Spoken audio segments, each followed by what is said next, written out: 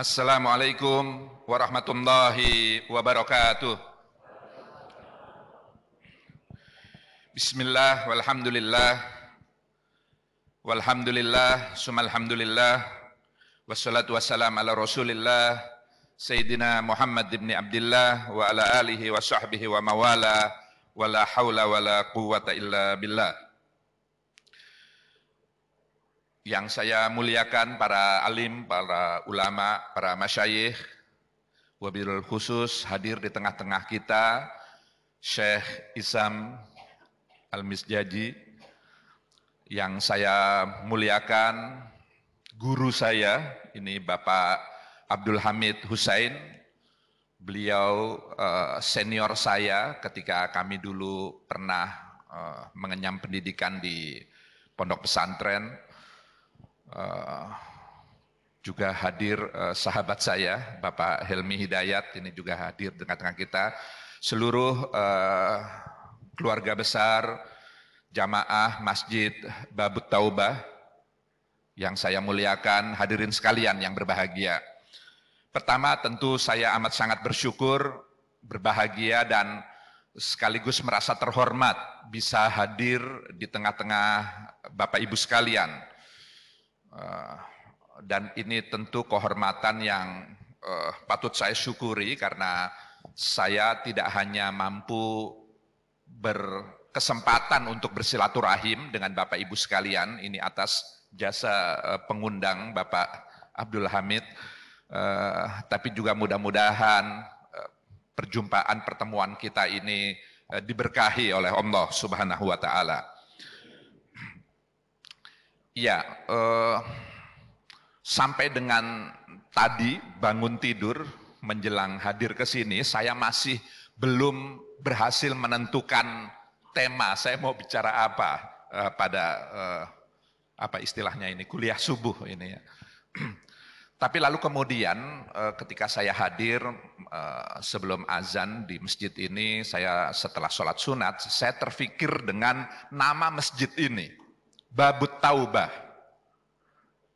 Tentu saya tentu tidak tahu asal usul atau latar belakang mengapa masjid ini dinamakan Babut Taubah. Tapi saya mencoba menduga mengapa para pendiri atau para pendahulu, saya juga tidak tahu masjid ini didirikan kapan, tapi setidak-tidaknya mereka yang menamakan masjid ini Babut Taubah tentu punya maksud tersendiri. Saya begitu tergelitik dan tertarik dengan At-Taubah. Bab itu adalah pintu atau medium, bisa dikatakan sarana atau umumnya dimaknai pintu. Taubah adalah taubat bahasa kita. Mengapa pilihannya itu? Biasanya orang memberi nama masjid itu adalah sifat-sifat Allah. Baitur Rahman, Baitur Rahim, nama-nama rumah Allah begitu. Tapi ini Babut Taubah. Nah, saya memaknai kata taubah itu adalah cara Allah menunjukkan kasih sayangnya. Jadi tentu kita tahu ada Asmaul Husna, ada 99 nama-nama Allah. Tapi di antara 99 itu bisa dibagi dua, ada sifat-sifat yang jalaliyah, tapi juga ada yang jamaliyah. Jalaliyah itu sifat-sifat Allah di antara 99 sifatnya yang menunjukkan ketegasan, misalnya asyadid atau al-muntakim, atau Allah itu memang zat yang memiliki ketegasan itu. Tapi juga lebih banyak sifat-sifat Allah yang jamaliyah, yang menunjukkan kasih sayangnya, Ar-Rahman, Ar-Rahim, Al-Ghafur yang maha pengampun, Al-Latif yang maha lemah lembut, dan seterusnya dan seterusnya. Nah, lalu kemudian para alim, para ulama itu memaknai bahwa sebenarnya kalaulah Allah itu punya sifat menghukum, misalnya, Karena memang Allah punya sifat menghukum, Allah itu syadid, tegas. Itu sebenarnya dalam kaitannya dengan kasih sayangnya. Itu adalah manifestasi wujud kasih sayangnya. Dan taubah, pertobatan, Allah itu akan mengampuni sebesar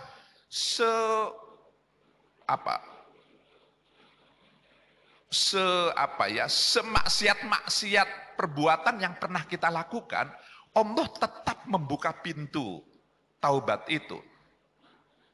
Jadi ini adalah manifestasi wujud pengejawantahan dari kasih sayangnya. Itu.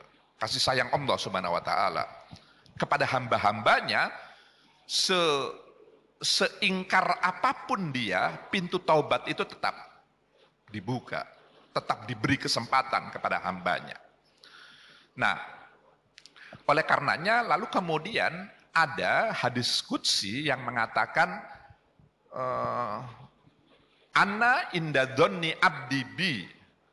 Jadi Allah itu mengatakan bahwa saya ini, kata Allah, itu tergantung bagaimana prasangka hamba-hambaku. Bagaimana cara hamba-hambaku melihatku, bagaimana persepsi dan bagaimana interpretasi hamba-hambaku terhadap aku, maka itulah aku. Ana inda dzonni abdi bi. Jadi tergantung kita memandang atau mempersepsikan atau menginterpretasikan Allah itu sebagai zat yang seperti apa terhadap kita. Kalau kita memiliki cara pandang bahwa Allah itu pendendam, Allah itu penghukum, Allah itu memberi siksaan kepada hamba-hambanya yang ingkar, yang tidak taat, maka ya begitulah yang akan kita dapatkan dari Allah. Tergantung persepsi kita terhadap, tergantung prasangka kita. Tapi kalau kita memaknai, menganggap, mempersepsi, menginterpretasi Allah itu sebagai zat yang maha pengampun, maha penebar kasih, menebar sayang, maka ya itulah yang akan kita dapatkan. Nah, maka disinilah taubah itu menjadi sesuatu yang sangat memiliki makna. Bagaimana kita pertama mempersepsikan Allah, dan dari situlah kita akan mendapatkan apa yang kita persepsikan. Maka mengapa ajaran Islam itu selalu menekankan positive thinking, husnuzon, itu harus lebih dikedepankan, harus lebih didahulukan dari yang lain-lain.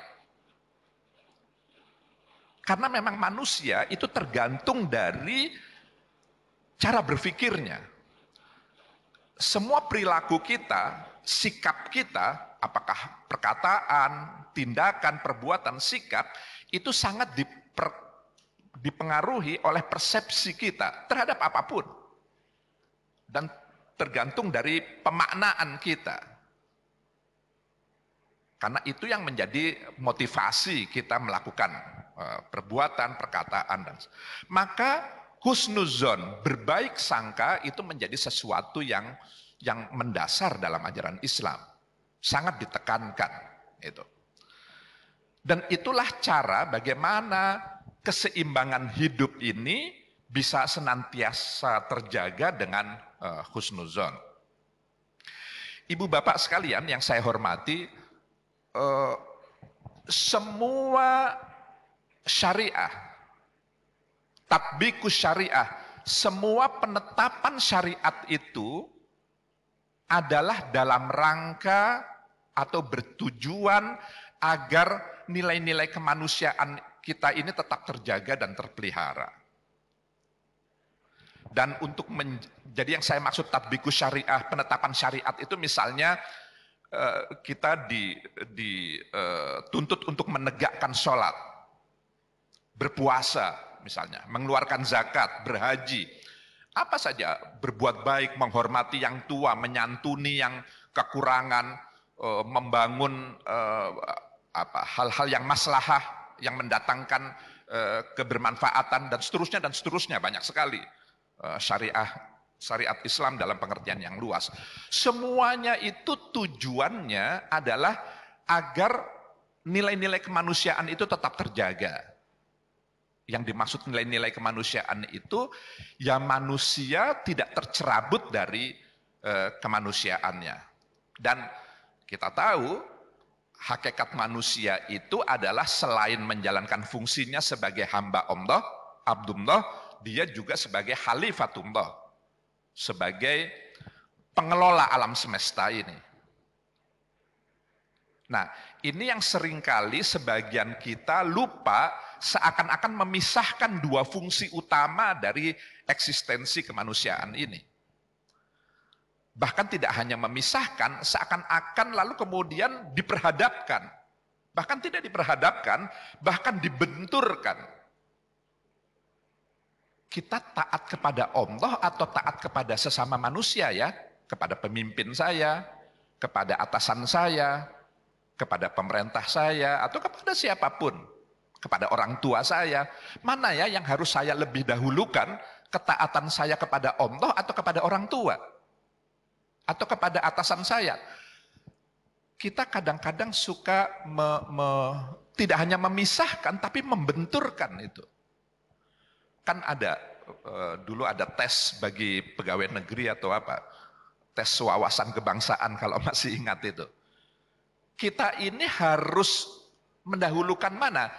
Ketaatan kepada ayat-ayat suci atau taat kepada ayat-ayat konstitusi misalnya. Ayat-ayat konstitusi itu maksudnya Pancasila, Undang-Undang Dasar, Undang-Undang, dan semua peraturan. Seakan-akan itu ingin diperhadapkan.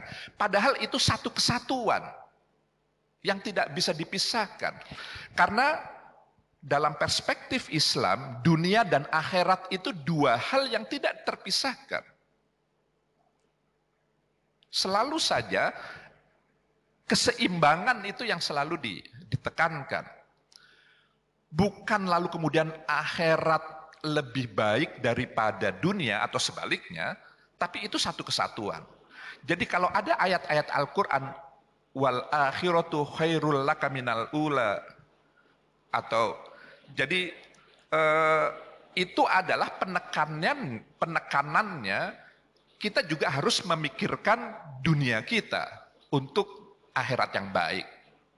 Sebaliknya, untuk kita baik hidup di dunia, kita juga harus memikirkan akhirat kita. Jadi keseimbangan itu. Nah, oleh karenanya kaitannya dengan taubat ini saya tidak tahu, tapi dari mohon maaf yang saya jumpai jamaah Babut Taubah ini umumnya yang sudah berusia mungkin usia-usia pensiun. Tapi begini, seringkali kita hidup ini tinggal berhitung kan sebenarnya, menghitung waktu. Kita kira-kira berapa lama sih hidup di dunia ini? 2-3 tahun, 5 tahun, 10 tahun, 15 tahun, 20 tahun lagi, 25 tahun, apakah kita masih bisa? Tapi berapapun yang kita patok, pada ujungnya ya kita akan meninggalkan dunia ini. Maka lalu kemudian apa yang bisa kita persiapkan? Ini kaitannya dengan taubah. Gitu. Bahwa tentu bagaimana kedua fungsi kita sebagai manusia itu tetap bisa kita lakukan semaksimal dan seoptimal mungkin. Pertama adalah ketaatan kepada Allah, dan wujud manifestasi dari ketaatan kita kepada Allah itu harus mengejawantah pada fungsi kedua kita sebagai Khalifatullah, fungsi sosial. Itulah kenapa dalam Islam tidak pernah dibedakan, dipisahkan, apalagi dibenturkan ketaatan secara personal dengan ketaatan secara sosial.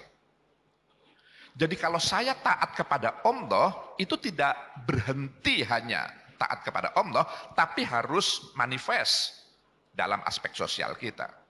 Atau sebaliknya, kalau saya taat secara sosial, saya memberikan kemaslahatan, kebermanfaatan bagi sesama kita sebagai fungsi sosial, itu adalah manifestasi dari ketaatan saya kepada Allah Subhanahu wa taala.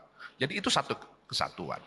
Nah, kembali kepada yang saya katakan, semua maqasidus syariah, semua tujuan penetapan syariat itu sebenarnya adalah dalam rangka agar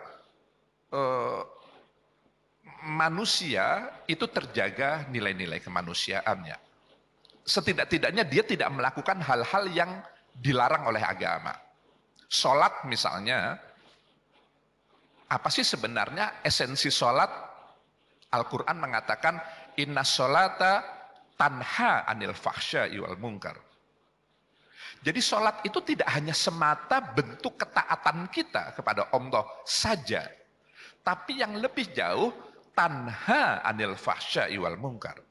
Dia mencegah dari perbuatan fahsya. Dia mencegah dari perbuatan mungkar. Fahsya itu sesuatu yang merusak, yang lebih merusak diri sendiri. Saya minum minuman keras, gitu.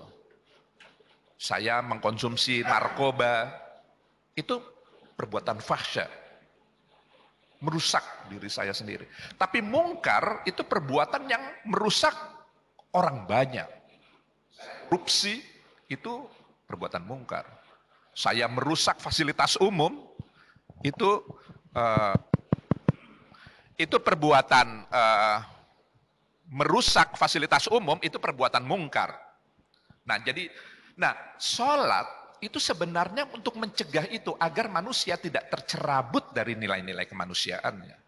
Karena fungsi manusia tadi itu selain taat kepada Allah, dia harus bisa menebar kemaslahatan bagi sebanyak mungkin lingkungannya, sesamanya itu.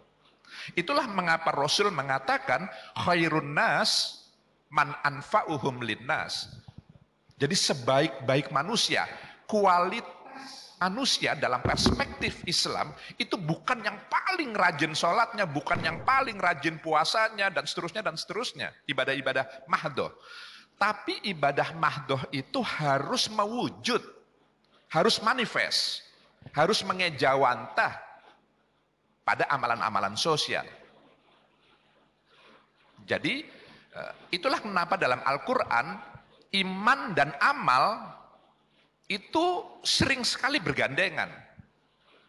Kalau ibu bapak cermati Al-Quran, kitab suci kita, misalnya apa? Surat Al-Ashr, wal asri, yang semuanya hafal tentu. Wal asri, kelanjutannya apa?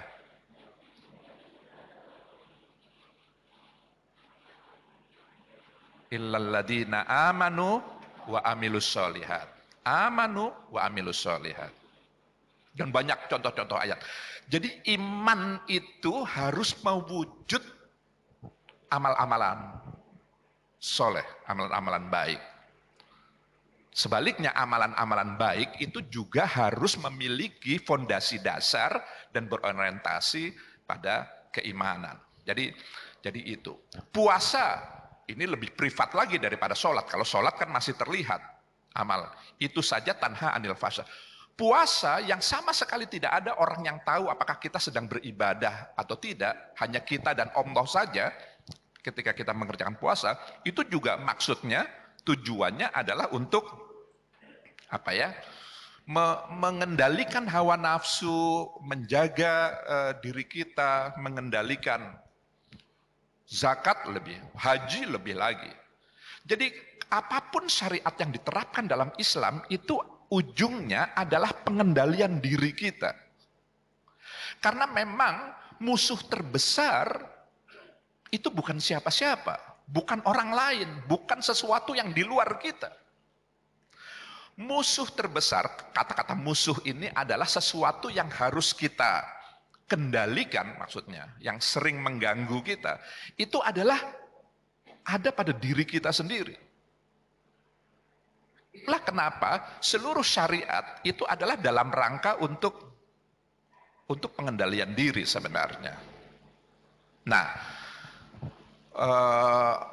maka kalau kita merasa punya masalah, apapun masalah di keluarga, masalah di masyarakat, di sosial, masalah apapun masalah, itu sebenarnya menurut para ulama, saya hanya sekedar menyampaikan saja, itu sebenarnya ada di kita. Bagaimana cara pandang kita? Kita mau lebih mengedepankan positive thinking atau negative thinking? Kita mau lebih husnuzon atau syuuzon? Kok dia nggak pernah negor saya ya? Kok dia kok lain ya? Itu cara pandang. Sehingga kemudian menjadi kepikiran, kok atasan saya begini sih? Kok tetangga saya begini? Kok suami saya, kok istri saya kok nggak ngertiin banget sih ke saya? Itu adalah negative thinking. Atau setidak-tidaknya perspektifnya itu negatif. Kok begini ya? Kok tidak sesuai? Tapi kalau kita switch, kalau kita ubah cara pandang itu menjadi positif, itu akan menghilangkan semua penyakit hati yang kita miliki. Bahkan ada sufi yang mengatakan terhadap setan dan iblis sekalipun, menurutnya kita harus husnuzon. Karena itu kan makhluk Allah juga. Kan tidak ada yang sia-sia yang Allah ciptakan. Allah kenapa? Kan mudah saja bagi Allah untuk menghilangkan semua iblis dan semua setan di alam raya. Ini apa susahnya bagi Allah, zat yang maha segala, yang maha kuasa. Tapi kan bukan itu masalahnya. Karena iblis dan setan itu memang dihadirkan untuk menguji manusia. Jadi ya positif, sebenarnya positif juga dalam makna tertentu. Karena hanya orang-orang yang akan dinaikkan derajatnya, yang akan naik kelas sajalah yang melewati proses ujian. Ini juga cara pandang positif. Kalau kita menghadapi masalah, itu sebenarnya ujian untuk kita mau naik kelas. Karena orang yang tidak pernah menghadapi ujian, dia tidak akan pernah naik kelas. Kan nggak bisa tiba-tiba naik kelas. Tiba-tiba derajat kita dinaikkan begitu saja, kan enggak. Itu harus melalui proses bagaimana dia mampu melewati sebuah ujian. Dan bagi yang lulus, dia akan naik kelas. Maka dihadirkan godaan, cobaan, masalah sehebat apapun, itu adalah dalam rangka kita naik kelas. Dan naik kelas yang baik itu, itulah hakikat dari taubah. Setidaknya yang saya maknai.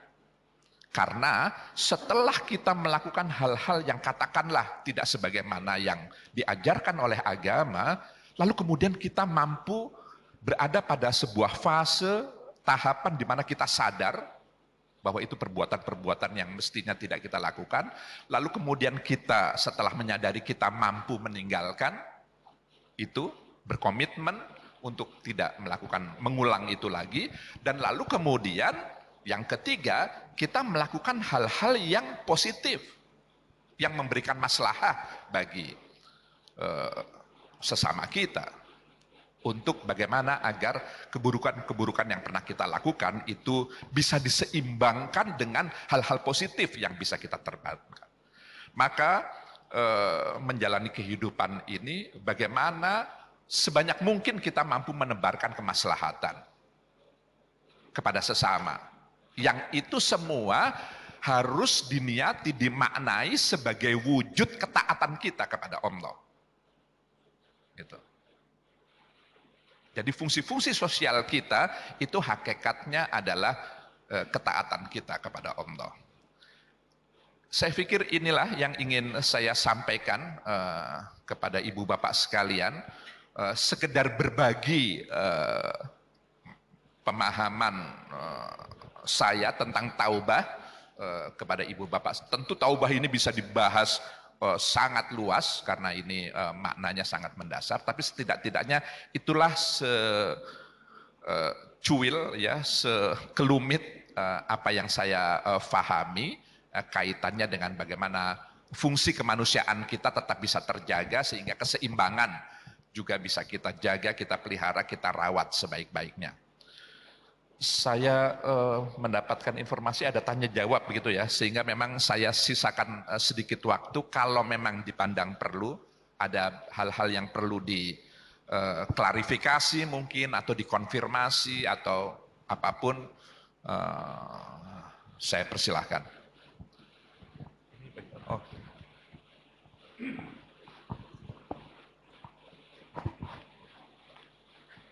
Assalamualaikum warahmatullahi wabarakatuh. Terima kasih Pak Ustadz. Saya Budi Weko. Menarik sekali apa yang disampaikan oleh Pak Kiai tentang taubat, kemudian tentang positive thinking dan tawazun tadi ya, keseimbangan. Tentang positive thinking saya setuju bahwa positive thinking itu akan menghilangkan penyakit hati. Dan bukan saja penyakit hati, tetapi juga penyakit jasmani. Ya, akan membuat ya tubuh kita menjadi lebih sehat, pasti lebih produktif, tidak capek kalau kita tidak pernah berpikir negatif, ya selalu berpikir positif.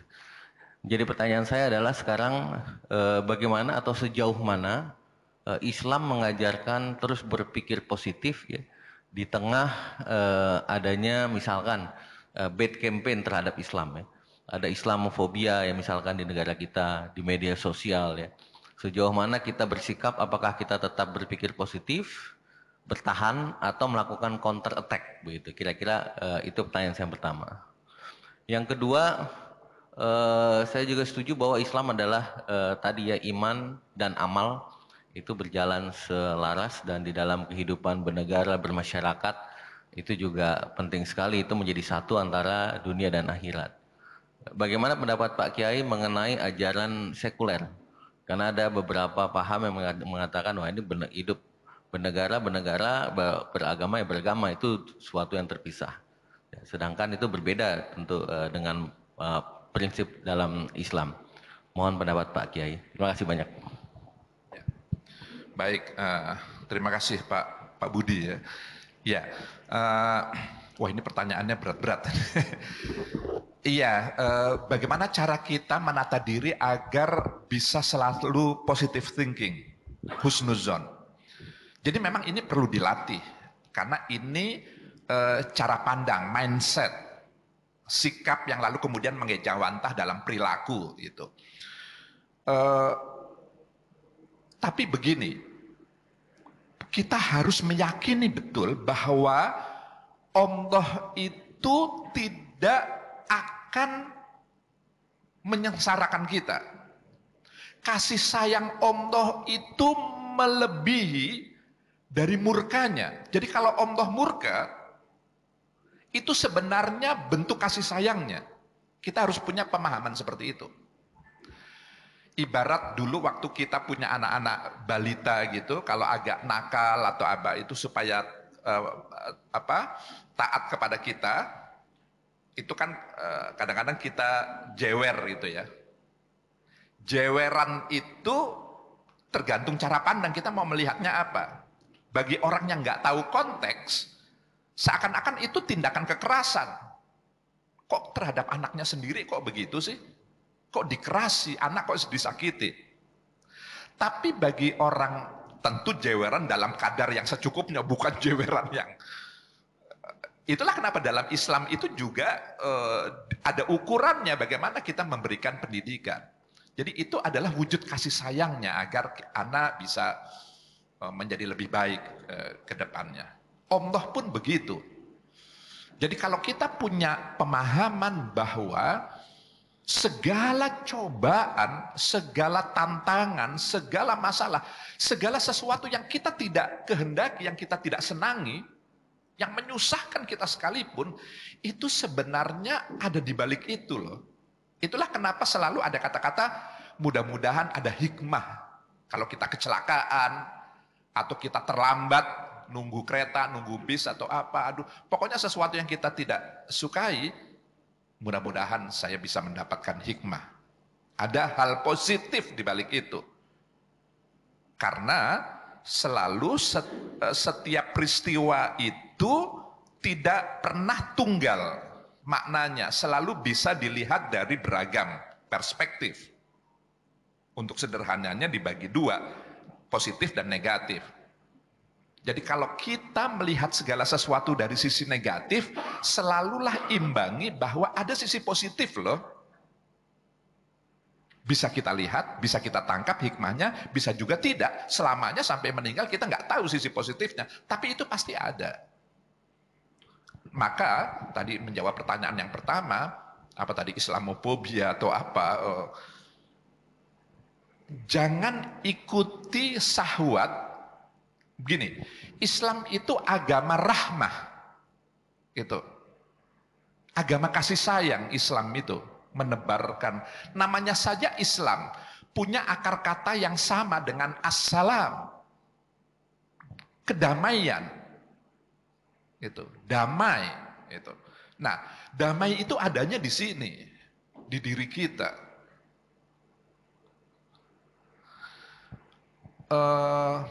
Itulah kenapa Allah mengajar untuk kita bisa merasakan sakinah, ketentraman, itu Allah berikan medium pernikahan, rumah tangga. Padahal hidup dengan pasangan kita itu adalah sesuatu yang paling sulit sebenarnya. Karena pasangan kita, suami kita atau istri kita adalah orang yang berbeda sama sekali dengan kita. Tapi kita diminta untuk hidup sehidup semati, selamanya dengan pasangan kita. Padahal ini dari fisiknya saja sudah berbeda. Saya laki, dia perempuan. Atau yang perempuan, dia perempuan, suaminya laki-laki. Dari fisik saja sudah perbedaannya. Belum lagi cara berpikirnya, perasaannya, dan semuanya. Tapi justru itulah perbedaan dijadikan medium untuk bagaimana lalu kemudian manusia itu mampu menjaga sisi-sisi kemanusiaannya tadi itu. Nah, selalu positif melihatnya. Nah, maka pertanyaannya tadi itu, ya terhadap orang yang punya niat buruk sekalipun kepada kita, tidak sebaiknya kita balas dengan keburukan. Karena dalam ajaran Islam itu kan selalu saja justru karena dia keburukan, justru karena dia negatif, dia harus direspon dengan positif. Apalagi merespon yang positif, ya harus dengan positif. Gitu. Merespon yang negatif aja harus dengan positif. Gitu. Jadi itu cara agama menurunkan ajaran-ajaran agar manusia itu tidak tercerabut dari sisi-sisi kemanusiaannya. Yang kedua tentang sekuler, wah ini lebih berat. Sekuler itu cara pandang, faham di mana memisahkan relasi hubungan antara, ini tadinya awalnya negara dengan agama. Gitu. Jadi bagi negara-negara sekuler, kehidupan hal ihwal, kehidupan keagamaan warga negara itu urusan personal orang per orang. Negara sama sekali tidak mengurusi hal ihwal kehidupan keagamaan warga negaranya. Indonesia bukanlah negara sekuler. Indonesia adalah negara yang berketuhanan, yang masyarakatnya sangat agamis, yang karenanya hal ihwal kehidupan keagamaan warga negaranya itu difasilitasi, dilayani oleh negara pada batas-batas tertentu gitu. Nah, bagaimana cara kita menyikapi? Ya itu lagi-lagi persepsi. Karena para pendahulu kita, pendiri bangsa ini memiliki cara pandang bahwa agama itu built-in pada diri setiap kita. Maka agama, nilai-nilai agama itu tidak bisa dipisahkan sama sekali dari aktivitas kita. Jangankan bernegara, masuk toilet atau WC saja itu ada ajaran agamanya. Kan ada doa-doanya. Bahkan langkahnya kaki kanan dulu atau kaki kiri dulu kalau masuk, kalau keluar, itu ada adabnya. Bahkan hubungan yang sangat personal, hubungan suami istri, itu oleh ajaran agama, oleh ajaran Islam, itu ada tuntunannya, ada doanya, ada sampai sebegitu seprivat itu pun masih diatur, ada aturannya, ada. Nah, apalagi dalam bernegara. Maka Indonesia oleh para pendahulu kita itu tidak menganut faham sekuler yang memisahkan itu. Meskipun Indonesia juga bukan negara Islam, negara yang relasi antara negara dengan agama itu menyatu menjadi satu, seperti Saudi Arabia, seperti negara-negara Iran, Pakistan, dan banyak negara Islam lainnya, atau Vatikan, negara yang Katolik itu yang di Roma, di Italia, itu menyatu. Nah, kita bukan sekuler, tapi juga bukan negara Islam, tapi Indonesia adalah negara yang memposisikan agama begitu mulia, begitu istimewa, begitu vitalnya, sehingga dia tidak bisa dipisahkan dari kehidupan keseharian warganya atau kehidupan kenegaraan, kebangsaan atau pemerintahannya. Begitu, Pak Budi. Terima kasih, Pak Ustadz. Ya. Masih ada waktu ya? Anggota DPR.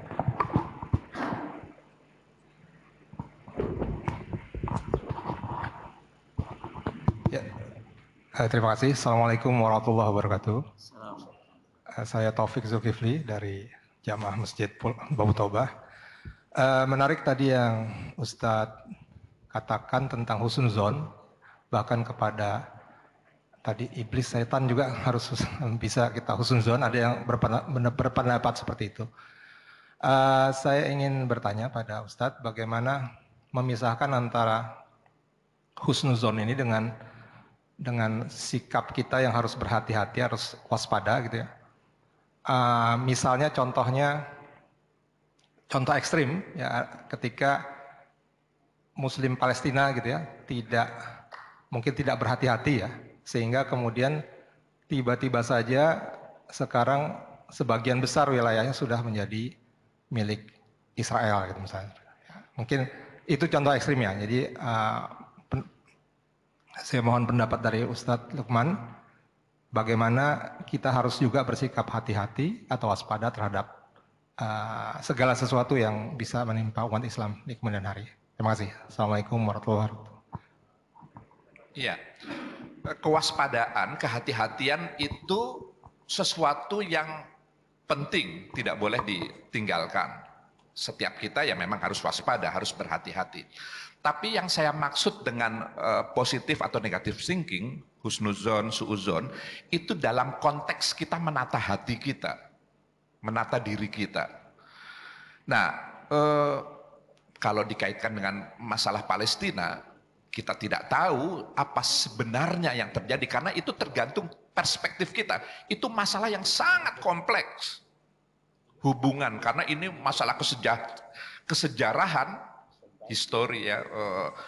Itu juga ada masalah ekonomi, ada masalah politik, ada masalah politik secara itu kompleks sekali itu. Dan ya sampai dengan saat ini belum kunjung terselesaikan. Kita tidak tahu apa kehendak Allah terhadap Palestina. Kan kita tidak tahu.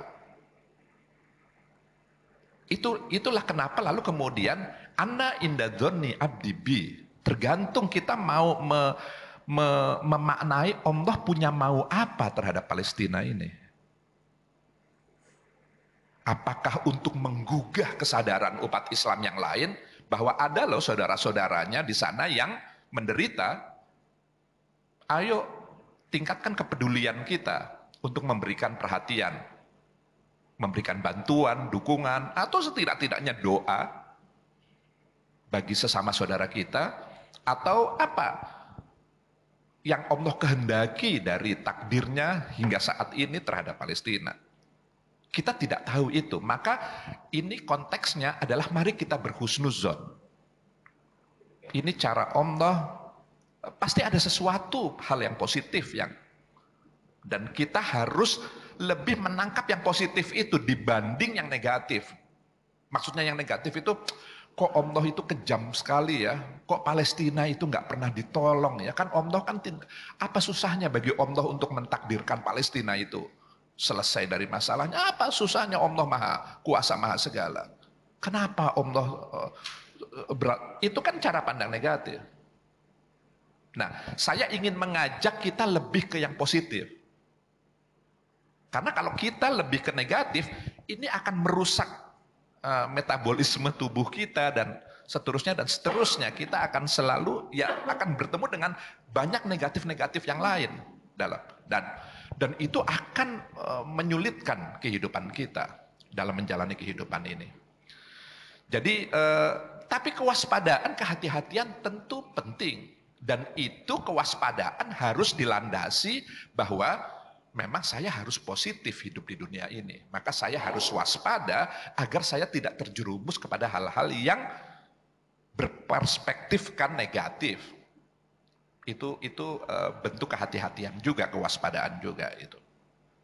Prinsipnya adalah keseimbangan, dan keseimbangan itu harus tetap dalam rangka menjaga bagaimana husnuzon ini bisa lebih dominan dalam cara berpikir, alam berpikir kita dalam menghadapi kehidupan ini.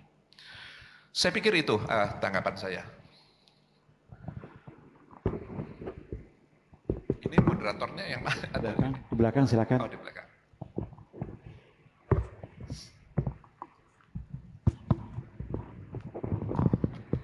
Assalamualaikum warahmatullahi wabarakatuh. Ya, saya UU Abdullah, bidang pendidikan Yayasan Masjid Pulau Mas atau Sekolah At-Taubah. Terima kasih Pak Kiai Lukman Hakim yang alhamdulillah pada hari ini hadir di Masjid Babu Taubah Pulau Mas ini. Yang menjadi pertanyaan kami, ini dalam beberapa surat Al-Quran, ini kan ya ayyuhalladzina amanu tubu ilallahi taubatan nasuha. Ya ayyuhalladzina amanu taqullaha haqqa tuqatih. Termasuk juga ketika diperintahkan jihad maka haqqa jihadi. Nah, yang kami pertanyakan adalah bagaimana tahapan untuk melaksanakan taubatan yang nasuha atau yang takwa dengan sebenar-benarnya takwa. Karena sebagaimana kita fahami bersama, banyak sekali orang yang ingin bertaubat, misalkan orang-orang yang bekerja di lembaga-lembaga atau perbankan konvensional. Di fatwa MUI bahwa dikatakan bahwa lembaga-lembaga perbankan konvensional itu adalah termasuk yang riba. Nah, untuk meninggalkan riba ini, apakah kita harus langsung berubah misalkan atau keluar dari lembaga tersebut atau seperti apa? Termasuk juga yang takwa itu tadi, misalkan kita melakukan beberapa dosa-dosa besar maupun dosa kecil, apakah itu harus langsung saat itu dengan ekstrim gitu ya, atau ada tahapan-tahapannya? Nah, kemudian yang kedua, Pak Kiai, ini kaitannya dengan fenomena yang terjadi sekarang ini, yaitu fenomena LGBT yang luar biasa, promonya juga sangat masif ini. Termasuk ini yang terjadi fenomena sekarang yang sedang ramai itu ya, ada Citayam, CFW gitu ya. Nah, ini kan kelihatan sekali tampaknya itu adalah sebagai bentuk promo dari program itu. Nah, ini bagaimana kita menyikapi hal tersebut sehingga mudah-mudahan anak cucu keturunan kita tidak termasuk ke dalam hal itu. Terima kasih Pak Yai. Assalamualaikum warahmatullahi wabarakatuh. Salam.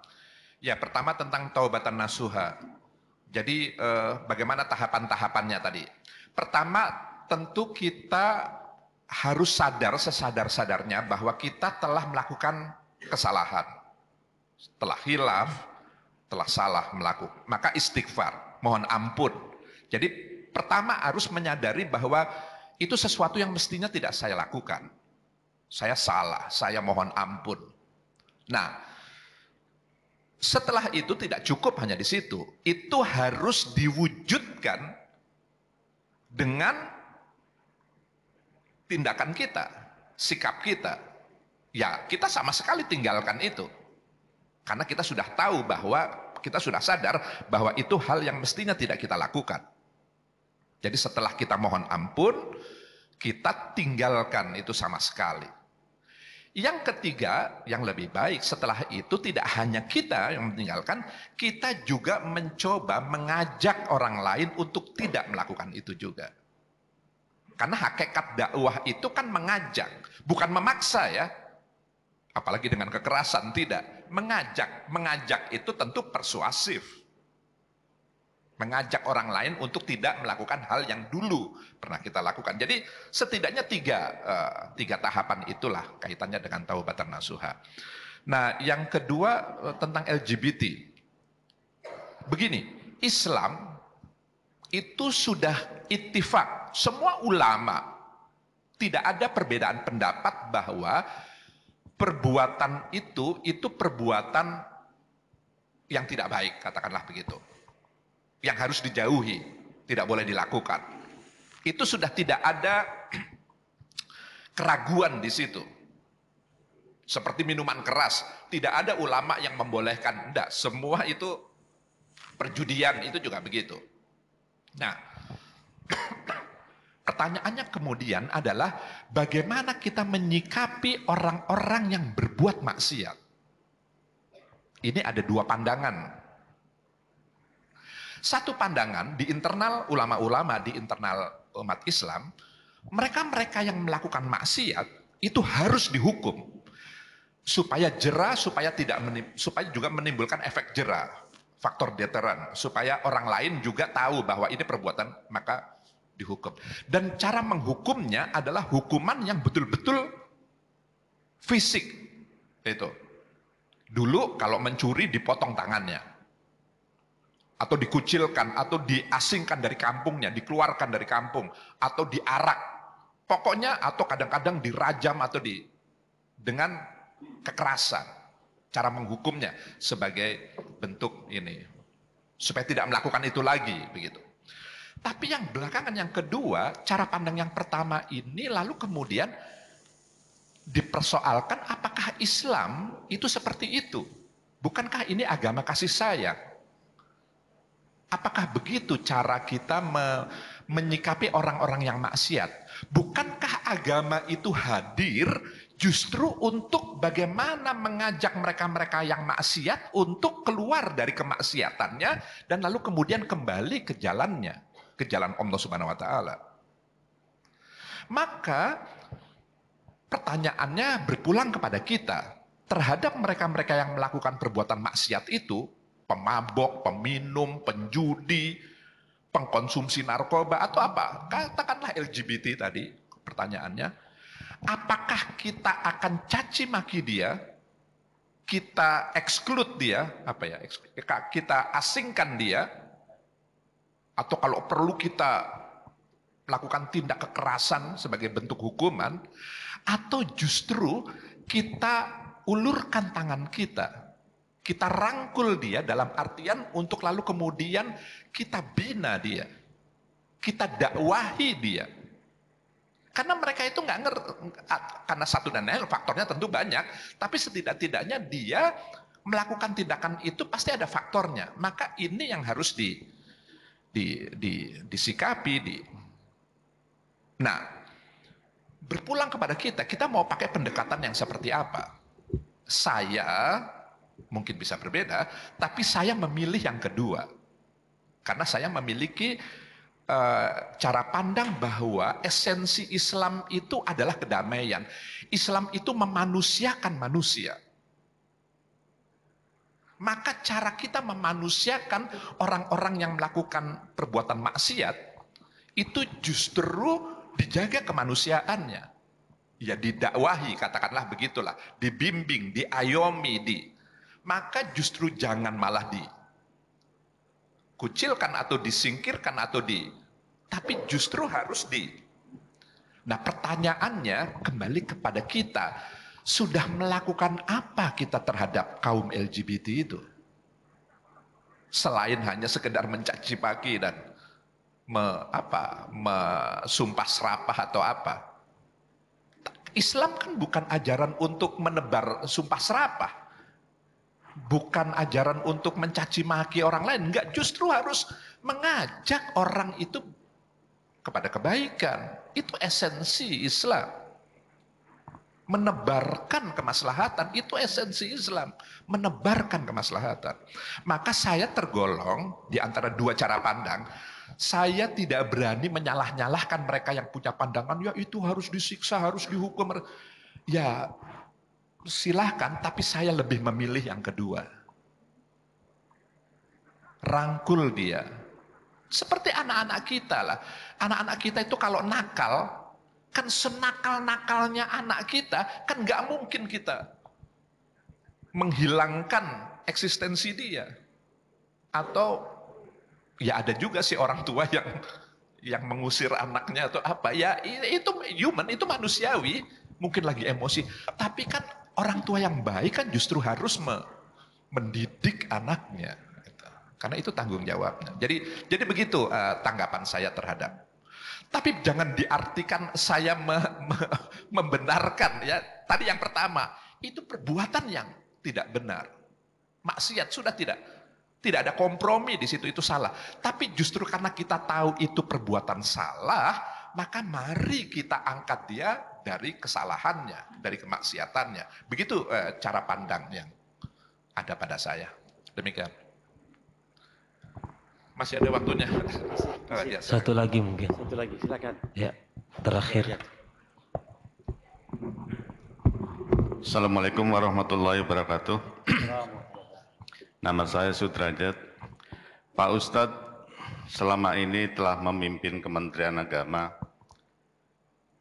Kita selama ini mendengar banyak penceramah-penceramah dan kelihatannya duniawi banyak ditinggalkan. Lebih banyak ke akhirat. Tadi Pak Ustadz menyampaikan bahwa ada keseimbangan. Pernahkah Kementerian Agama atau mungkin ke depan memberikan pembinaan kepada penceramah agar ada keseimbangan di dalam memberikan ceramah ini?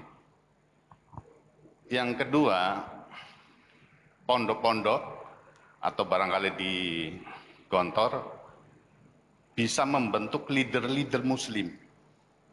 Sehingga pada waktu dia dewasa, pada waktu dia berperan di dalam perusahaan, di pemerintahan, dia bisa memberikan influencer untuk membangun Islam.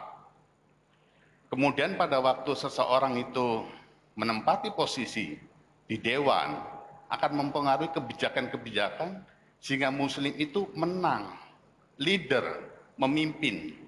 Itu yang bisa kami sampaikan. Barangkali pada waktu ada reuni alumni bisa disampaikan. Itu Ustaz, terima kasih. Baik, terima kasih masukannya. Ini masukan untuk para alumni ya, saya serahkan, ini senior saya jauh Pak Abdul Hamid. Tapi memang itu sudah menjadi concern kami, keseimbangan tadi itu, gitu. Karena hakikatnya Islam itu kan menjaga keseimbangan. Jadi terima kasih sekali lagi masukannya. Jadi bagi para penceramah atau mubalik dai-dai yang katakanlah belum seimbang, ya boleh jadi mungkin cara kita menangkap ceramahnya yang belum sebagaimana yang sebenarnya kan juga, atau juga mungkin dia punya motif lain juga atau apa. Nah ini juga cara pandang juga gitu ya. Ya kita mungkin juga itu cara untuk bagaimana agar yang mengusung keseimbangan ini bisa lebih hadir, lebih eksis, bisa mengisi ruang-ruang publik kita, diskursus kita. Jadi Ya tentu saya berterima kasih masukannya, tapi ya mari kita memaknai ini secara positif gitu. Ini adalah bentuk medan jihad kita, cara kita untuk lebih bersungguh-sungguh mendakwahkan Islam, menebarkan ajaran-ajarannya dengan cara-cara yang baik sesuai dengan nilai-nilai kemanusiaan kita. Saya pikir itu tanggapan saya. Begitu Pak. Terima kasih masukannya. Baik. Terima kasih banyak Pak Lukman yang sudah mengingatkan kita semua bahwa pintu taubat terbuka lebar. Mari kita manfaatkan dengan tahun baru ini, kita bertaubat pada Allah Subhanahu wa taala dan kita senantiasa mewarnai pola pikir kita dengan husnuzan, berbaik sangka selalu insyaallah. Mari kita tutup pertemuan kita ini dengan doa yang dipimpin oleh Syekh Ali Al-Mizdaji. Fadal.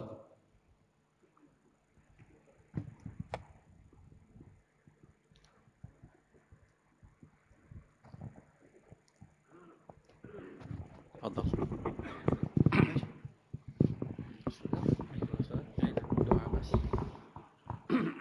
Bismillahirrahmanirrahim.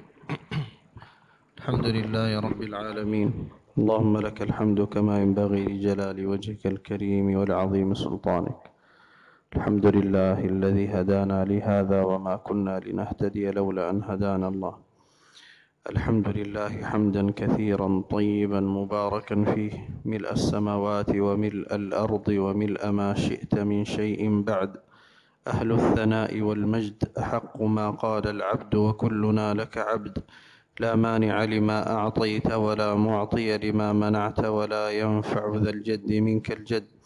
اللهم صل على سيدنا محمد صلاة تشرح بها صدورنا وتيسر بها أمورنا وتفرج بها كرباتنا وترفع بها درجاتنا.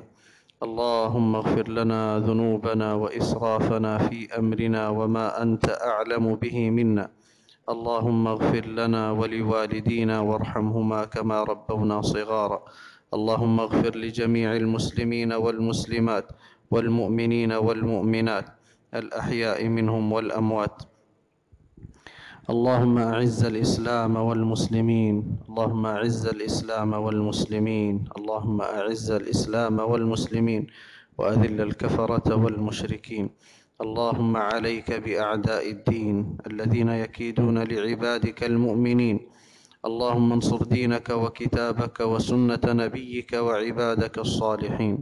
اللهم إنا نسألك سلامة في الدين وعافية في الجسد وزيادة في العلم وبركة في الرزق، ونسألك توبة قبل الموت ورحمة عند الموت، ونسألك جنة ونعيما بعد الموت. اللهم هون علينا في سكرات الموت. اللهم هون علينا في سكرات الموت. نسألك حسن الخاتمة. نسألك حسن الخاتمة.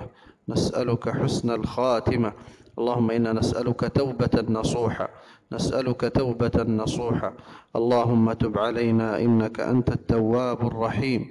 ربنا لا تؤاخذنا إن نسينا أو أخطأنا. ربنا ولا تحمل علينا إصرا كما حملته على الذين من قبلنا. ربنا ولا تحملنا ما لا طاقة لنا به. واعف عنا واغفر لنا وارحمنا. أنت مولانا فانصرنا على القوم الكافرين. ربنا هب لنا من أزواجنا وذرياتنا قرة أعين وجعلنا للمتقين إماما. ربنا آمنا بما أنزلت واتبعنا الرسول فاكتبنا مع الشاهدين. ربنا لا تزغ قلوبنا بعد إذ هديتنا وهب لنا من لدنك رحمة إنك أنت الوهاب. اللهم حبب إلينا الإيمان وزينه في قلوبنا وكره إلينا الكفر والفسوق والعصيان واجعلنا من الراشدين. ربنا آتنا من لدنك رحمة وهيئ لنا من أمرنا رشدا. ربنا آتنا في الدنيا حسنة وفي الآخرة حسنة وقنا عذاب النار. وصل اللهم على سيدنا محمد وعلى آله وصحبه أجمعين والحمد لله رب العالمين.